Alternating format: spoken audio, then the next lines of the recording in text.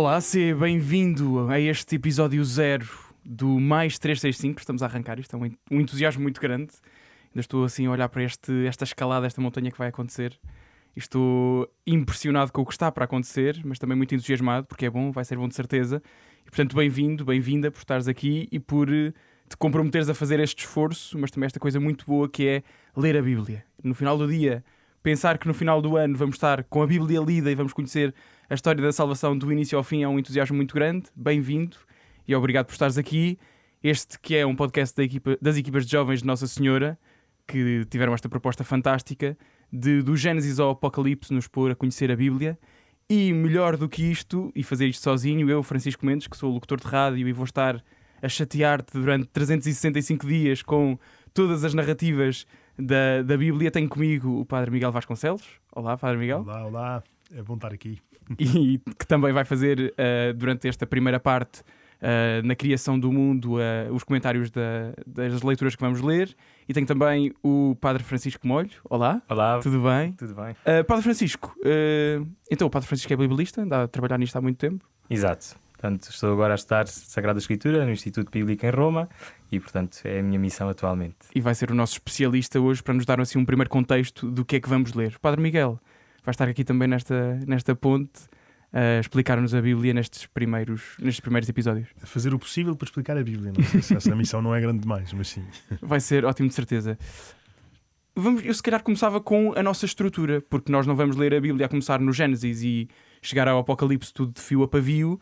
Há toda aqui uma estrutura que foi criada para, a partir da Bíblia dos Capuchinhos, que é a Bíblia que nós vamos seguir e que também podes seguir em biblia.capuchinhos.org. Se não tiveres uma Bíblia à mão todos os dias destes 365, de forma muito prática, vais a este site que é fantástico e tens logo as leituras. Mas para ler não vamos fazer de fio a pavio e há aqui uma estrutura muito particular. Sim, é verdade. Nós aproveitámos um esquema que já existe, que já foi feito por um biblista chamado Jeff Cavins, é um americano, que propôs uma coisa que ele chamou The Great Adventure Bible Timeline, ou seja, olhar para a história da Bíblia como uma grande aventura, mas como uma grande aventura coerente, que tem uma dimensão narrativa com um enredo que vai do princípio ao fim, por assim dizer. E por isso, em cada dia, nós vamos ler, em primeiro lugar, um texto que permite fazer uma linha cronológica de toda a história que Deus faz com a humanidade até aos nossos dias, por assim dizer, até ao Novo Testamento. E por isso a primeira leitura será sempre, começa de facto no Gênesis e acaba de facto no Apocalipse. Mas os livros que vamos ler, entretanto, não são todos os livros de seguida, por assim dizer, mas são aqueles que nos permitem ter um fio condutor coerente da dimensão cronológica da história da salvação que a Bíblia traz. E depois, a acompanhar esse fio condutor mais narrativo e cronológico, nós temos outros textos, muitos deles também serão narrativas, muitos deles também serão textos que em si mesmos são histórias, mas que de alguma maneira servem para acompanhar, para complementar e para explorar de outras formas as ideias centrais que encontramos nesses tais textos, nesse tal fio condutor narrativo da primeira leitura que leremos em cada dia. Fio condutor esse que as equipas também vão disponibilizar para não só quem acompanha o podcast, mas também para ter uma ideia da estrutura exatamente. Do início até ao fim, de como é que vai ser a nossa vida neste próximo ano. Isso mesmo, nós no nosso site e depois em todas as plataformas de comunicação que temos, tudo isso vai estar disponível, ou tudo isso já está disponível, e por isso é só consultar à vontade. Perfeito, então se calhar entrávamos agora neste primeiro bloco, a criação do mundo, e de se calhar olhar para estes textos e tentarmos já, com este tempo de antecedência, que vamos começar hoje, o que é que vamos ler? Quem escreveu isto? Do que é que estava a tentar fazer e o que é que estava a tentar escrever? Qual é que era a motivação deste Gênesis? Muito bem, então nós vamos dar início à leitura do livro do Gênesis, que podemos dividir em duas grandes partes. Os primeiros 11 capítulos, que, como disseste bem, correspondem à criação do mundo, e depois do capítulo 12 ao capítulo 50, que é no fundo a história dos patriarcas. Essa deixamos para os próximos capítulos. Exatamente. Portanto, hoje vamos focar aqui nos primeiros 11 capítulos, que são talvez dos mais problemáticos da história da interpretação, aqueles que mereceram uma intervenção mais incisiva da parte da Igreja ao longo da história, precisamente por se tentar perceber o que é que eles relatam, qual a sua finalidade e o que é que nos querem dizer. Em relação a esta pergunta de a que circunstância é que estes textos corresponderiam, penso que é importante recordar que a história da redação dos textos bíblicos não é uma coisa linear e simples. Não é que alguém andava com papel e caneta e cada vez que acontecia uma coisa tomava uns apontamentos e depois escrevia um livro. Ou seja, é muito mais complexo do que isto, como podem calcular, que vai precisamente das histórias que nascem por ser, enfim, narrações populares e que passam boca a boca, exatamente, portanto, histórias orais, que depois se começam a escrever em pequenos grupos de histórias para que nada se perca, até que depois chegamos àquilo que nós hoje conhecemos como o livro do Gênesis. E, portanto, muito provavelmente a redação deste livro acontece muito tardiamente em relação às histórias que conta. E, portanto, sei lá, podíamos se calhar situar Abraão cerca do século XX a.C. e se calhar estamos a falar de um texto que é escrito no século V. Portanto, passou um tempo enorme desde os factos que estamos a narrar, dos possíveis factos, que enfim depois é discutível quanto facto. Vamos querer saber mais sobre essa palavra possíveis aí. Exato. E depois, digamos, a escritura propriamente dita, que acontece numa época que denominamos como pós-exílio. Ou seja, é preciso recordar que o povo de Israel, a certa altura, é deportado para a Babilónia. Não todo o povo, mas pelo menos as classes sociais mais importantes. E, portanto, quando regressam da Babilónia, de novo para a terra de Israel, há alguns problemas, entre os quais o povo que lá ficou sempre e agora o que volta, e todos disputam a mesma terra, e portanto há aqui uma série de problemas que é preciso dar resposta.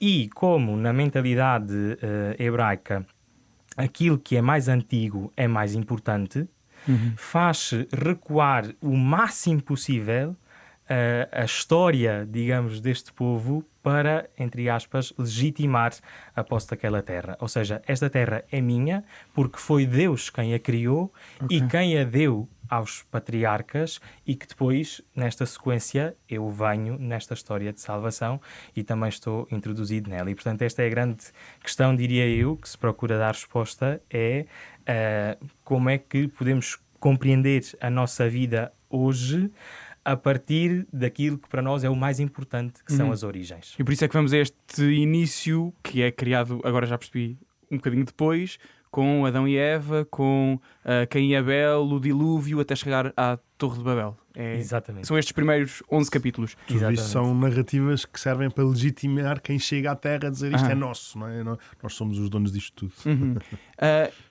Esta leitura, por acaso fiquei com esse pormenor há pouco, foi objeto de muitos olhares pela Igreja ao longo do tempo, e nós hoje em dia também olhamos para ela e se calhar partimos já com algumas perguntas erradas. Quais é que são as perguntas erradas que nós se calhar fazemos quando chegamos à leitura do Gênesis? Certo, muito provavelmente toda a questão da sua historicidade. Ou seja, esta coisa de querer provar cientificamente cada um dos factos, de querer provar a existência de cada um dos personagens e etc., pode-nos fazer cair naquilo que eu chamaria terrorismo literário, que é obrigar o texto a dizer uma coisa que ele não diz, nem foi feito para dizer. Não é? E, portanto, os textos têm um propósito quando são escritos, e quando eu quero extrapolar para além disso, estou, entre aspas, a violentá-los.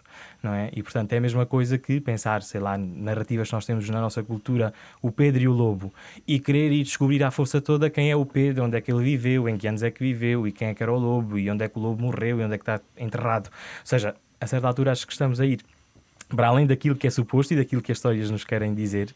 Isto não significa, de modo algum, que não tenha um substrato histórico. O texto não diz nem que sim nem que não. Portanto, se eu quero ser honesto intelectualmente, não posso dizer isto é tudo inventado, mas também não posso dizer isto foi tudo assim. Porque não é o objetivo do texto responder a isso. O objetivo da fábula do Pedro e do Lobo não é discutir se o Pedro existiu ou não. Até certo ponto é irrelevante. Ou seja, independentemente, até pode ter havido um Pedro que tenha vivido aquela história de fugir, de ser muito mentiroso e depois ninguém acreditar nele, como pode não ter havido, ao fim e ao cabo, para aquilo que é o propósito, enfim, do conto, não é relevante. O que importa é a mensagem que se quer transmitir. Então, se calhar vou ser só um bocadinho impertinente e perguntar, não sei qual dos dois é que consegue responder a isto melhor. Então, mas qual é que é o balanço então que eu faço? Porque olhando para este ano em que vamos estar a ler a Bíblia, quais é que são as coisas para as quais eu olho com ok, isto é mesmo para levar a sério e se calhar literal, ou estas é só mais para perceber a metáfora? Como é que eu balanço? Se calhar faço isso no Gênesis, não faço noutros livros? Então, eu diria, aquilo que a Igreja nos diz que é muito claro. A Bíblia é toda verdadeira e em todos os pontos conta uma história de verdade para a nossa salvação. Este é o ponto principal. Tudo isto tem verdade para a nossa salvação. O que é que eu quero dizer com isto? É que às vezes podemos correr o risco de reduzir a verdade a questões científicas. Ou seja, só é verdade aquilo que pode ser provado cientificamente. A verdade é que isto não é assim, porque há tanta coisa. Os sentimentos são verdade e eu não tenho como estudá-los cientificamente. A poesia é verdade. E como é que se estuda a poesia? Ou seja, a verdade extrapola, digamos assim, aquilo que é a ciência e a história e a arqueologia e a paleontologia, todas estas ciências que são importantes, sem dúvida alguma, mas que, no fundo, não são o essencial dos textos. E, portanto, não é que eu vou tentar analisar a Bíblia de será que isto é verdade, se é que isto aconteceu, leve isto à letra, não leve isto à letra. Acho que a Bíblia tem que ser toda entendida como uma verdade, mas como uma verdade muito específica, que é esta, uma verdade teológica para aquilo que é a nossa salvação. Acho que uma frase muito importante do Galileu Galilei, que enfim todos sabemos um bocadinho a história e que também teve os seus problemas com a Igreja, mas a certa altura ele afirma o seguinte: a Bíblia não diz como vai o céu, diz como se vai para o céu. Que bem. Galileu Galilei ainda por cima. Era um poeta. Super inspirado. Pegando nesta ideia da ciência, não é? E que é uma questão-chave quando se vai a esta origem, também surge a ideia da evolução e como é que esta criação do mundo fala sobre ela e como é que pode ou não ser um olhar que nós podemos ter quando a lemos. Se me é permitido responder, aquilo que eu acho que faz sentido entender é exatamente aquilo que o Padre Francisco estava a dizer há bocadinho, que é a pergunta acerca de se nós temos que acreditar que o mundo foi criado exatamente como está na Bíblia e se houve um dia em que Deus ao terceiro dia fez as plantas e ao quarto fez não sei o quê e ao sexto fez o ser humano. Quer dizer, se nós temos que acreditar nisso exatamente assim como se fosse um facto cientificamente comprovável e historicamente, historiograficamente verificável, esse parece-me ser o tal torrismo literário que a gente faria aqui e por isso, se calhar o Padre Francisco depois saberá dizer, se calhar não, certamente o Padre Francisco saberá dizer melhor do que eu, mas nós pensarmos na evolução das espécies, seja como o Darwin propôs, seja como a ciência hoje a descreve com um modelo talvez mais adaptado, seja algumas perguntas que mesmo nesse campo ainda estão por responder, nada disso contradiz, confronta o que a Bíblia está a querer dizer, porque a Bíblia não está a querer dar uma versão alternativa do que é que era, de como é que chegámos aos dias de hoje. A Bíblia está a querer dizer que na origem da minha realidade, independentemente de como eu cheguei até aqui, está Deus. Antes do que quer que seja, está Deus. Deus é a primeira realidade acerca de tudo o que existe. E isso é verdade, independentemente se a gente chegou onde chegou por meio da evolução darwiniana ou se foi por outro caminho qualquer, sem nada contra a proposta do Darwin, mas de facto o terrorismo literário parece-me, se interprete bem as palavras do Padre Francisco, que seria tentar dizer que uma coisa contradiz outra porque só somos capazes de interpretar literalmente, aliás, o que lá está escrito, e acho que esse é que é o ponto. Sem dúvida, e aliás não é contraditório, como eu diria que até se complementa, na medida em que estamos a pensar, como estava a dizer, que estes textos, na sua versão final, ainda que possam ter, digamos, origem um bocadinho anterior, na sua versão final, são escritos por volta do século V a.C. E, portanto, nessa altura, havia já uma compreensão do mundo e da sua evolução bastante interessante, porque se nós quisermos comparar, digamos assim, cientificamente, as diversas fases em que as coisas foram surgindo, né, tendo em conta que a vida começou pela água e depois da água passou para a terra e depois vêm todos estes animais e etc. Basicamente, o primeiro relato da criação, que nos conta a criação do mundo em 7 dias, no fundo também nos dá esta sensação de que não é tudo feito ao mesmo tempo e de que há uma gradualidade em que as coisas vão aparecendo. E essa gradualidade corresponde praticamente em tudo aos dados da ciência. Há apenas um dado em que não corresponde, que é o facto da luz ser criada antes dos astros e que tem a ver, alguns autores dizem, com uma questão de observação. É que se eu me puser de manhã a ver o nascer do sol, eu primeiro vejo a luz e depois vejo o astro. porque vê-se a luz mais cedo e mais tarde é que depois aparece o astro. E a mesma coisa, enfim, com a lua e etc. E, portanto, há um bocadinho esta ideia de que a luz estava independente dos astros, digamos assim, e que, se quisermos ser cientificamente rigorosos, não é totalmente mentira, porque há outra fonte de luz que não é o Sol, que é o fogo. O fogo também dá luz e não é propriamente um astro. Mas pronto, isto para dizer que, fazendo mesmo a comparação e tendo em mente o tempo em que estes textos foram escritos, aquela gente sabia muito de ciência, mais do que nós possamos pensar. Esta ideia de observação e de olhar para também poder ter coisas para dizer. Se calhar mergulhamos agora nos textos que vamos efetivamente ler nesta parte da criação do mundo, ou criação... Bem, Padre Francisco já vai dar aqui esta proposta alternativa. Quais é que são os principais episódios, porque vamos passar, quais é que são assim as partes importantes de cada um deles? Certo. Então, em primeiro lugar, começamos logo com 2 relatos da criação. Não um, mas 2. Um no capítulo 1 e depois outro no capítulo 2. E isto, antes de mais, fazer um parênteses, me parece importante, a ideia de que muitas vezes a Bíblia é também um trabalho de grupo. E, como todos os trabalhos de grupo, têm grupos mais aplicados e grupos menos aplicados. Há aqueles grupos de alunos que dividem o trabalho entre si e depois no final juntam tudo, esteja como estiver. E há outros um bocadinho mais cuidados, que se dão ao trabalho de rever as coisas e de harmonizá-las, articulá-las. E, portanto, encontramos estes 2 fenómenos na Bíblia. E claramente aqui temos 2 relatos com 2 origens diversas. Pensa-se que o primeiro possa corresponder a este grupo de pessoas que voltou do exílio e, portanto, que tem uma perspectiva mais sacerdotal. E como diria um professor meu, depois o segundo relato tem uma perspectiva daqueles que ficaram na terra, mais ligados à agricultura, à própria terra como sítio onde se cultiva. E, portanto, a ideia do segundo relato é de um Deus que mete as mãos no barro e constrói as coisas. A ideia do primeiro Deus, e esta era a brincadeira do professor, é uma ideia mais sacerdotal. E, portanto, como qualquer sacerdote não mete a mão nas coisas, simplesmente diz para que se faça e as coisas aconteçam.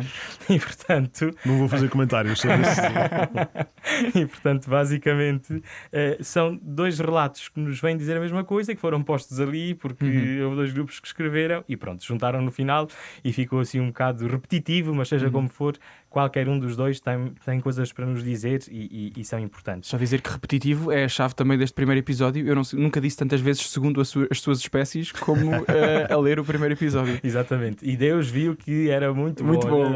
Portanto, há sempre um refrão, digamos assim, que se repete ao longo do relato da criação. Depois diria que vem a história da criação do homem, obviamente, e com tudo o que isso implica. Depois a transgressão, digamos, do Adão e da Eva, que não cumprem a ordem de Deus e que, como consequência, saem do paraíso. E depois a história do Caim e do Abel. E depois muitas genealogias que também vamos ouvir, este é filho deste e o outro é filho do outro, e tudo mais, até que depois chegamos a um ponto em que Deus, vendo, digamos, toda esta maldade que havia na espécie humana, pensa em refazer a coisa. E, portanto, vem o dilúvio e depois do dilúvio a Torre do Abel. E, portanto, no fundo, são estes os momentos importantes, diria, dos capítulos que vamos ouvir. Eu proporia uma estrutura que nos pode dar uma chave de leitura para entender estes capítulos, que é a dialética entre a criação e a liberdade. Um Deus que cria, mas que cria livremente, e depois o modo como usamos essa liberdade. E, portanto, temos claramente os 2 primeiros relatos da criação, que nos mostram um Deus criador, não é? Que faz tudo a partir do nada. Isto é uma coisa importante. Estes textos têm muitos paralelos em textos da cultura do Próximo Oriente Antigo. Portanto, há muitas outras religiões que têm muitos textos que falam da criação, que falam do dilúvio, que falam até da rivalidade entre irmãos. Basta, por exemplo, pensar no mito da fundação de Roma, em que o Rómulo mata Remo. Um bocadinho como Caim e Abel. Portanto, isto são lugares comuns, se quisermos dizer, da mentalidade da região do Mediterrâneo. Pois é, daí dos irmãos hostis, um contra o outro, uma espécie de um arquétipo também da própria estrutura humana. Certamente. E, portanto, eu acho que o ponto distintivo é o que é diferente na Bíblia destas outras histórias da Mesopotâmia, do Mediterrâneo, etc. E de facto há chaves muito interessantes. Por exemplo, na criação do mundo é a questão da criação a partir do nada. Nos outros textos há já universo anterior e, portanto, o ato criador daquele Deus é dar forma, não é? O nosso não, é fazer tudo a partir do nada, ex nihilo, seria a expressão teológica, digamos assim. Mas, Padre Francisco, a esse propósito, deixa-me só fazer uma pergunta, que é, nós vemos, apesar de tudo, no primeiro relato da criação, que Deus cria e diz, no princípio, quando Deus criou os céus e a terra era informe e vazia, e isso não parece pressupor que havia lá uma lama, por assim dizer, uma coisa qualquer, uma lama informe e vazia, e que Deus também vai agir sobre isso? Certo, é uma possível interpretação. Ou seja, há várias questões. Uma delas tem a ver com linguística, em que o primeiro verbo conjugado seria o Deus disse. Esta é a primeira ação radical de Deus, é Deus disse. Faça-se a luz. Este é o primeiro verbo conjugado. Ou seja, tudo o que está para trás é uma espécie de um parênteses que dá uma ideia, digamos, de fundo do que é que estaria a acontecer. E, portanto, alguns autores preferem interpretar uma espécie como o resumo, título daquilo que depois vai ser contado a seguir. Portanto, o que vamos contar é que Deus, no princípio, fez a terra, fez o céu e a terra, a terra em forma e vazia, o Espírito do Senhor pairava sobre as águas. Portanto, estamos aqui a dar um bocadinho o fundo daquilo que depois vamos explicar. Outra possibilidade, de facto, é esta de ver esta terra informe e vazia como uma espécie de um Deus que, ao criar, cria assim um conjunto de matéria e depois a seguir vai dando-lhe harmonia e vai construindo. Eu penso que uma das possíveis imagens que podíamos ver por trás disto é uma imagem muito própria do mundo mesopotâmico, talvez não tanto dos nossos dias, que é em terras onde falta muito a água. Depois há alturas do ano em que chove muito e geralmente chove tanto que transborda e inunda os campos e etc. E quando essa água baixa, aquela terra é muito, muito fértil. E, portanto, ali pode-se plantar, ali pode-se ter grandes colheitas e, portanto, pode haver aqui um bocadinho esta imagem da água como este sinal de vida também, que sabemos quanto ela é importante para a vida e, portanto, digamos, um campo alagado que depois, ao recuar a água, digamos, se torna terra fértil para aquilo que nela se quiser fazer. Mas, portanto, isto seria um bocadinho assim a ideia, eventualmente por trás desta lama, como estava a dizer o Padre Miguel. E pronto, e portanto este era o primeiro ponto de que Deus cria a partir do nada, ainda que depois, cá está, como é que cria. Eu penso que depois já entramos no terrorismo bíblico, que é o como já é mais complicado de entrarmos, ou seja, se cria logo tudo certinho na sua versão final, ou se cria primeiro uma matéria que depois a seguir molda, digamos assim, com a sua palavra que vai transformando, é mais complicado, até porque temos versões diferentes da mesma história, como falava estes dois lados da criação. Um outro ponto também diferente das outras culturas é de que nessas mesmas culturas às vezes há astros, como o Sol, a Lua e as estrelas, que têm uma certa vida própria e divina. E, portanto, na visão da Bíblia, o único Deus é o Criador e nada mais tem vida divina. Só Ele, tudo o resto é sua criação e portanto, participa, digamos assim, do ser de Deus que lhe dá a existência e que as faz trazer, digamos assim, à criação. E pronto, e basicamente é este a primeira etapa desta história.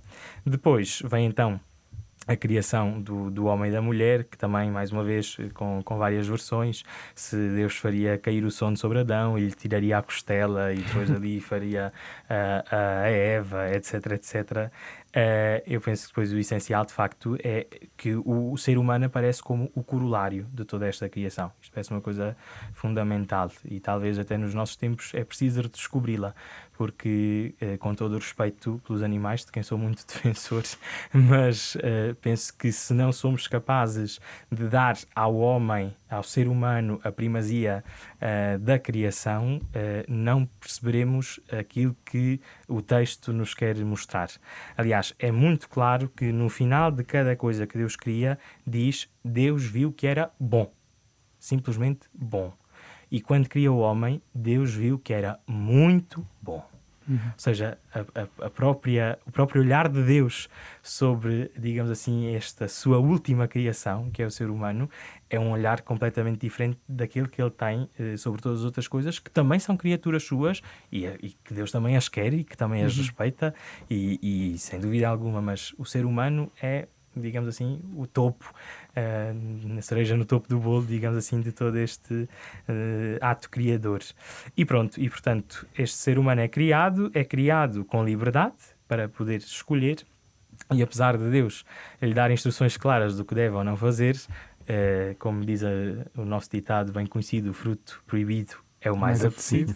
E, portanto, lá vai. Aquilo que Deus diz para não fazer é exatamente aquilo que eles vão fazer. Enfim, não quero agora também entrar no detalhe da história, porque depois ouviremos a leitura e o comentário a esse episódio específico. E, portanto, a certa altura, devido à transgressão do homem e da mulher, há esta expulsão do paraíso. E aqui há um outro aspecto que me parece também fundamental, que é que quando se peca, não é Deus que se afasta do ser humano. É o ser humano que se afasta de Deus. Não é Deus que vai embora do paraíso e deixa Adão e Eva à sua mercê. É o contrário. Ou seja, Deus permanece exatamente no mesmo sítio onde estava desde o princípio. A única coisa és tu, pelo teu pecado, que te afastas. E, portanto, é o Adão e a Eva é que saem. Eles é que vão para longe de Deus. E daqui começa depois toda então a história de como voltar a este paraíso, não é? Como regressar, digamos, ao lugar inicial para o qual Deus nos fez.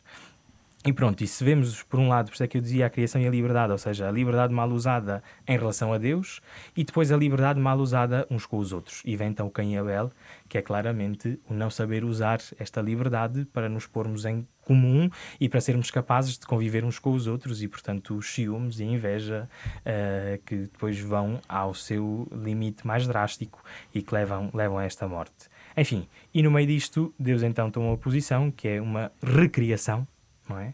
Através do dilúvio, portanto volta outra vez às águas que inundam, portanto novamente muito se calhar esta ideia dos campos que são inundados e portanto a certa altura é verdade que a água quando enche destrói, não é? E portanto leva um bocado tudo pela frente, mas cumpre um propósito que é no fim, quando recua, tudo é mais fértil, tudo é um novo começo, digamos, e portanto o dilúvio lembra-nos um bocadinho isso. E depois uma reliberdade. Porquê reliberdade? O episódio da Torre de Babel é muito interessante e muitas vezes ficamos pela torre, que eu diria não é de todo o essencial do episódio. Porque esta ideia de construir uma cidade e uma torre é uma expressão mais ou menos comum em vários textos das culturas mesopotâmicas e que no fundo referem a conquista que alguém faz sobre um determinado território.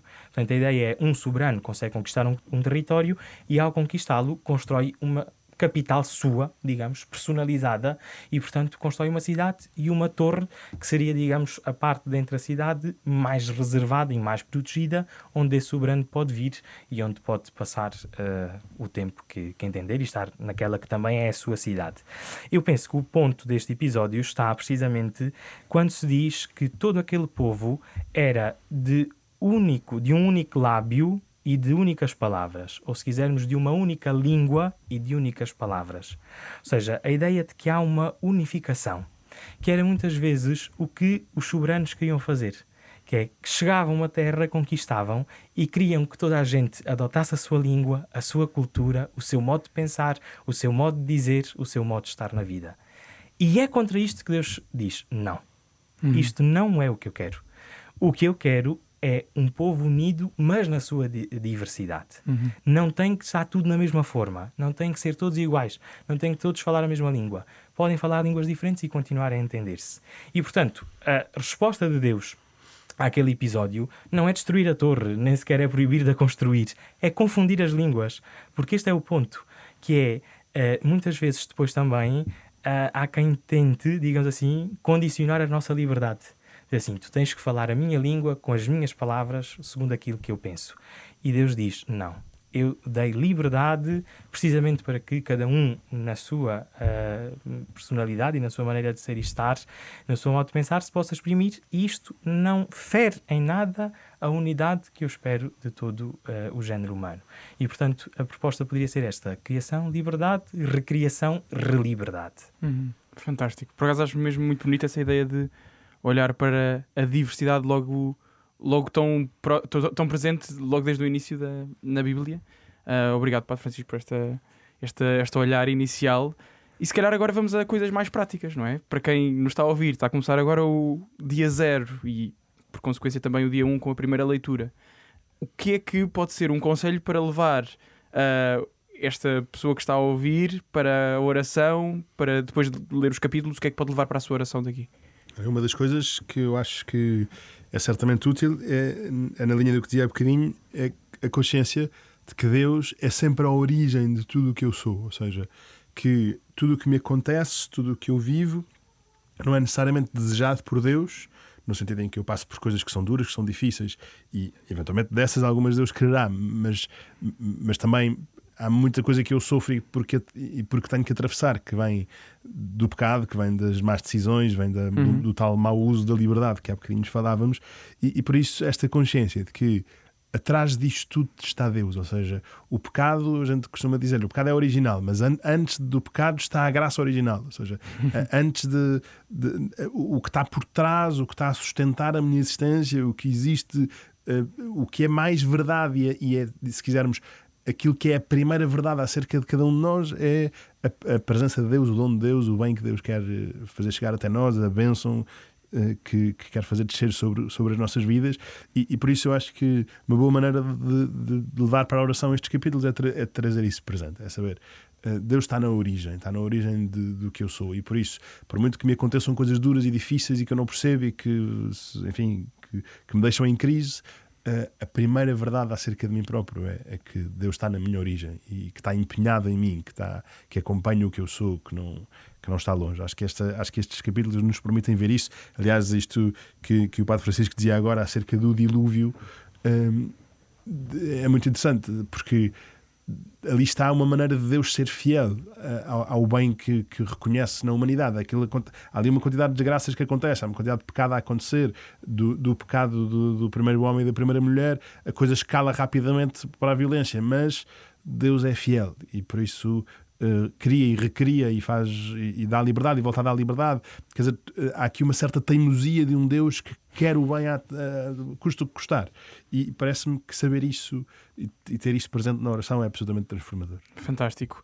Eu acho que é um caminho que vai ser longo, vai ser duro, mas acho que também os frutos são grandes. Isto não é sobre mim, mas eu próprio, quando me chegou esta proposta de vais narrar e ler a Bíblia do início até ao fim, não deixei de olhar para isto com um assombro muito grande, mas a beleza de facto isto vai ser um ano para crescer também e para aprofundar e poder conversar com padres sobre a Bíblia, para poder ler a Bíblia e saber o que é que lá está, porque no final do dia nós falamos tantas vezes que é um texto fundamental, mas se calhar quantos de nós é que o leram, não é?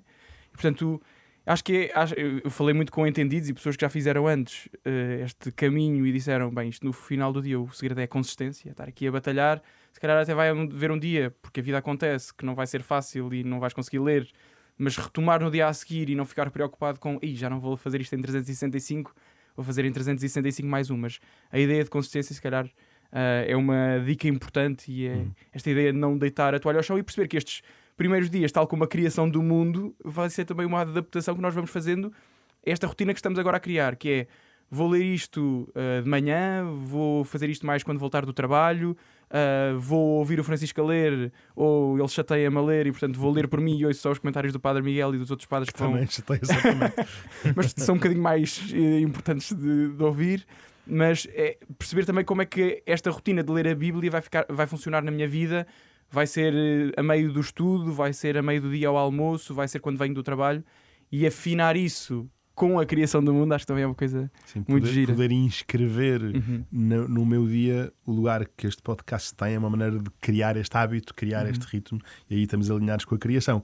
E de facto isto é pesado, são muitas coisas, são muitos livros, é muito texto, estão todos os dias, e são coisas grandes, mas também só as coisas grandes é que têm graça, por isso é para aí que a gente quer ir. É para aí que vamos. Obrigado, Padre Francisco. Parece, eu podia só dizer que deixava esta sugestão de poder ler estes textos, ou ao menos escutá-los, tentando reduzir ao máximo os preconceitos que possamos ter sobre eles, porque acho que às vezes podem não nos ajudar. E neste sentido, por um lado, podem nos fazer desligar, que é já conheço este texto, já ouvi isto 1000 vezes, não preciso ouvir mais. Ou então, por outro lado contrário, que é já sei do que é que isto fala e nem sequer dou a oportunidade a que Deus me possa tocar de novo com a sua palavra, porque a palavra de Deus não é a palavra escrita só para aquela gente daquele tempo lá atrás, da história de Israel, é a palavra de Deus para mim hoje, e portanto Deus hoje quer-me falar através da sua palavra. Isto, claro, há princípios dos quais eu parto, não é? Sem dúvida, porque senão também não sou capaz de perceber nada, mas tentar não ficar à espera, cá está, de provar coisas que estes textos não querem provar. E penso que a Igreja foi muito clara nas afirmações que foi tendo ao longo da história sobre estes primeiros 11 capítulos da Bíblia, é de que, por um lado, não são mitos, no sentido em que não são coisas totalmente inventadas e abstraídas da realidade, porque elas têm um fundo de verdade, e o fundo de verdade é que Deus criou o universo, é que Deus criou o homem, é de que Deus enfim, está constantemente a tentar resgatar o homem da sua queda, enfim, que fez por liberdade, e portanto tudo isto é verdade, e são pontos nos quais nós, como católicos, não tocamos, mas ao mesmo tempo os textos também nos podem dizer mais qualquer coisa para além disto, precisamente porque são escritos com um género literário um tanto ou quanto difícil, mas que ao mesmo tempo também pode ser uma forma de Deus se manifestar e de, através daquilo que não é tão óbvio, e de surpreender. E de surpreender, sem dúvida. Fantástico. Obrigado, Padre Francisco. Obrigado, Padre Miguel. Eu só para acabar não posso deixar de não contar esta história, até porque acho que é uma novidade para o Padre Miguel. Eu falava no outro dia com o João, que é o nosso sonoplasta, e a quem também temos de agradecer por toda a paciência a gravar estes episódios. Ele, que se calhar não é a pessoa que está mais ligada à igreja, no final comentava comigo: isto tem-me feito muito bem. Ouvir os comentários do Padre Miguel, ele é bom, pá. Ele, portanto, se isto acontece com o João, muito grande. Se isto acontece com o João, acontece contigo também. Portanto, coragem, vai ser um belíssimo ano. Vemo-nos daqui a 11 capítulos para falar dos patriarcas, com os mesmos intervenientes, o Padre Francisco e o Padre Miguel. Até breve. Obrigado.